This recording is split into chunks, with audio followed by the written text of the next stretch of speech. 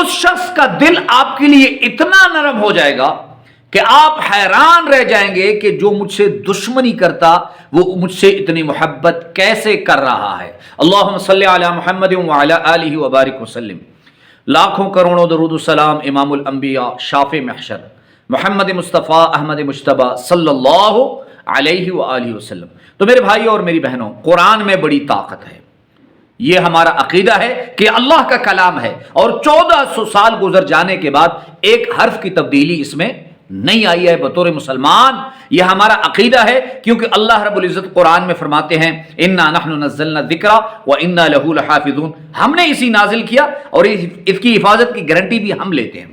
بہرحال قرآن کی جتنی صورتیں ہیں اس میں کبھی الف لام میم، کبھی الف لام میم را، کبھی کاف ہا یا عین صاد، تو ان کا معنی کیا ہے؟ تو مفسرین فرماتے ہیں کہ ان کا معنی یہ ہے کہ یہ راز ہے اللہ اور اس کے رسول صلی اللہ علیہ وسلم کے درمیان۔ تو جب بھی ہم ترجمہ کرتے ہیں، تفسیر پڑھاتے ہیں، تو جب ہم کہتے ہیں الف لام را اللہ اعلم بمرادہ، کہ اس کا معنی کا علم کس کو ہے؟ اللہ کو ہے۔ بہرحال اگر آپ کسی صوبائی سیکریٹریٹ، اسلام آباد کی مرکزی سیکریٹریٹ، کشمیر، مظفر آباد، یورپ میں کسی باس کے پاس کام کر رہے ہیں اور آپ چاہتے ہیں کہ وہ مجھ سے نرمی سے ملے، تو آپ کو ایک آسان عمل بتاؤ۔ آپ نے ایسے کرنا ہے، کاف ہا یا عین صاد، یہ 5 حروف ہیں۔ کتنے حروف ہیں؟ 5 حروف ہیں۔ آپ نے ایسے کرنا ہے، کاف ایک انگلی بند کر دی، ہا دوسری، یا تیسری، عین چوتھی، صاد پانچویں بند کر لینی ہے۔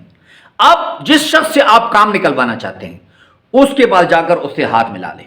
اگر ہاتھ نہیں ملا سکتے تو اس کے سامنے جا کر ہاتھ کھول دیں۔ یہ مجرب عمل ہے، کاف ہا یا عین صاد، یہ 5 حروف کا عمل ہے۔ سامنے والا شخص اگر آپ سے دشمنی کر رہا ہے، آپ کو تنگ کر رہا ہے، آپ کو ذلیل کر رہا ہے، تو اللہ رب العزت کی اس کلام کی برکت سے، ہمارا کوئی اس میں خصوصیت نہیں ہے۔ خصوصیت کس کی ہے؟ خصوصیت اللہ کی کلام کی ہے۔ ہم تو صرف اپنے علم کے مطابق آپ کو بتاتے ہیں۔ اس عمل کی آپ کو اجازت ہے، ایک مرتبہ کمنٹس باکس میں درود شریف صلی اللہ علیہ وآلہ وسلم لکھ لیں۔ اللہ ہم سب کا حامی و ناصر ہو۔ وآخر دعوانا ان الحمد للہ رب